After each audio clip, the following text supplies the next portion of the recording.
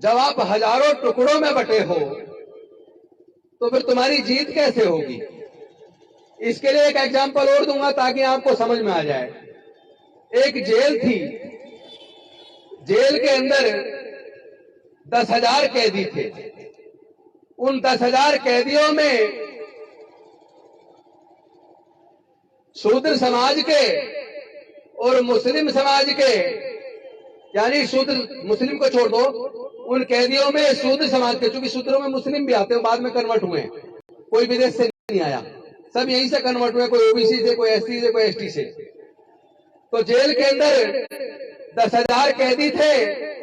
10,000 कैदियों में 9,500 कैदी शूद्र समाज के थे और 500 कैदी फॉरवर्ड कास्ट के थे। लेकिन जेल के अंदर जो खाना बनता था वो उन 500 लोग जो खाना चाहते थे केवल वो बनता था। तो 9,500 कैदियों ने इकट्ठा होकर जेल के महानिदेशक के सामने एक बात रखी कि हमेशा खाना केवल इन 500 कैदियों की इच्छा के हिसाब से ही क्यों बनता है। 9,500 हम लोग हैं, हमारी इच्छा से कभी भी खाना क्यों नहीं बनता। तो महानिदेशक ने कहा ठीक है, आप लोग ऐसा करो, आप लोग तय कर दो क्या खाना चाहते हो। तो वो जो 500 लोग थे उनकी राय एक थी, वो एकजुट थे। उन्होंने मेनू बनाया, अपना चार्ट दे दिया कि हमें ये चाहिए, उन 500 के 500 का एक चार्ट। और वो जो 9,500 कैदी थे उन्होंने सबने अपना अपना अलग चार्ट बनाया, वो चार्ट दे दिए 1000। तो जब 1000 चार्ट दे दिए तो महानिदेशक ने कहा भाई बहुमत के हिसाब से 500 कैदी एक तरफ हैं और बाकी 9,500 कैदी 1,000 हिस्से में बटे हैं। और प्रजातंत्र में बहुमत की चलती है, बहुमत से जो 500 कैदियों ने कहा है उनका बहुमत ज्यादा है, इसलिए जो वो कह रहे हैं वो ही बनेगा। तो देश में यही हो रहा है, भारत के अंदर यही हो रहा है।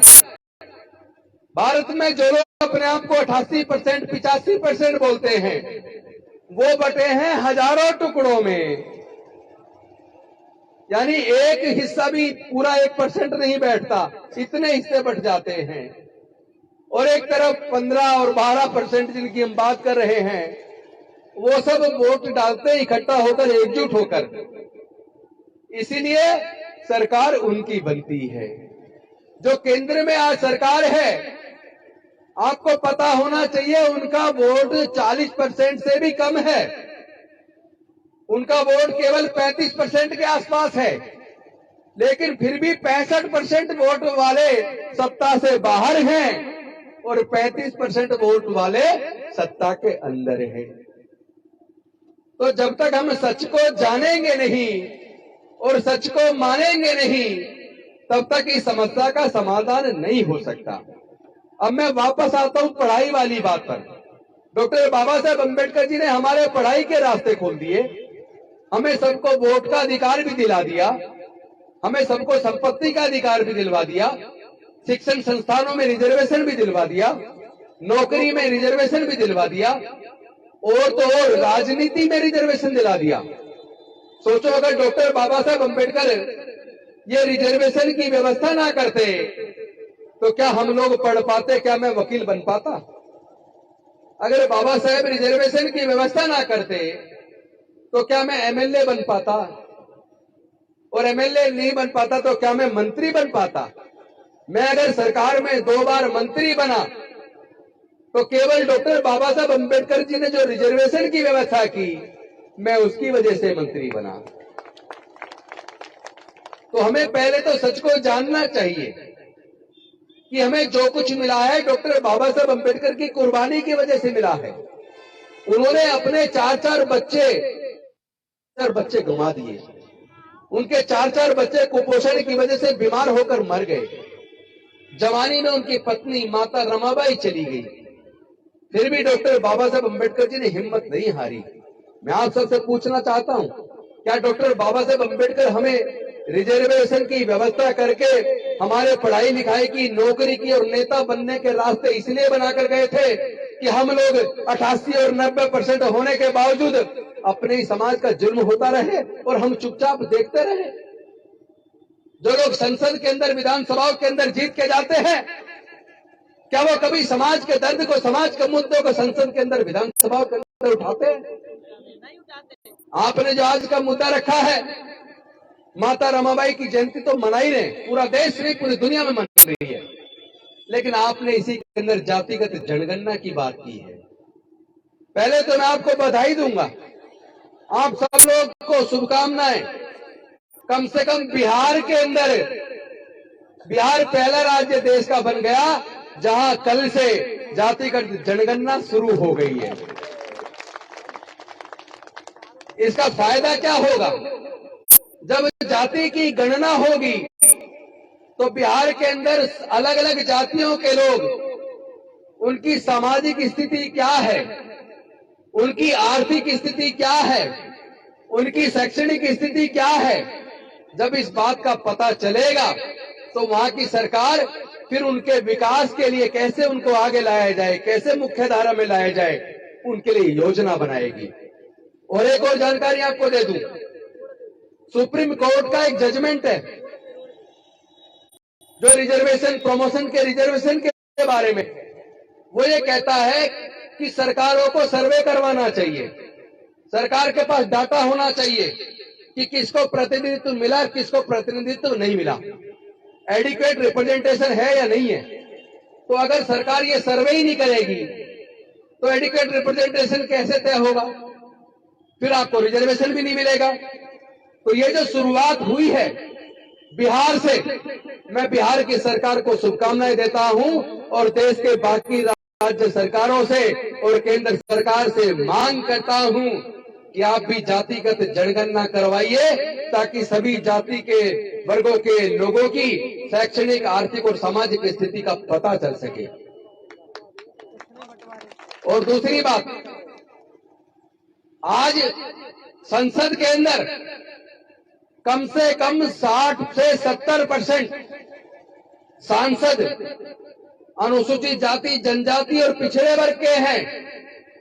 अगर उस 70% से भी ज्यादा अनुसूचित जाति, जनजाति, पिछड़े वर्ग के सांसद संसद के अंदर हैं और उसके बावजूद अगर केंद्र की सरकार जातिगत जनगणना नहीं करवा रही है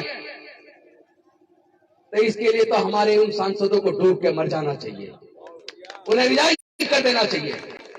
उनके अंदर ताकत नहीं है कि अपने समाज की न्याय की लड़ाई को लड़ सके? क्या उनको सरकार के ऊपर दबाव नहीं बनाना चाहिए?